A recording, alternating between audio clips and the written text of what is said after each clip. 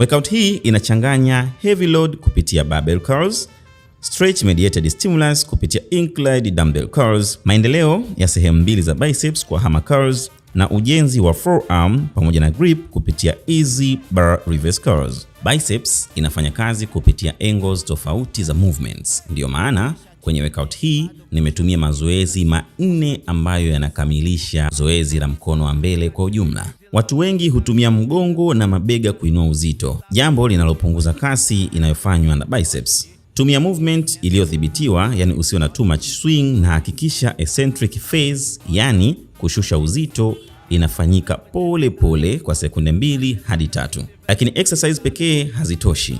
Ili kupata matokeo mazuri, zingatia progressive overload. Hii inamaanisha kuongeza uzito, kuongeza reps na kuboresha ubora wa execution kadri muda unavyokwenda. Kama unafanya kilo zile zile na reps zile zile kwa miezi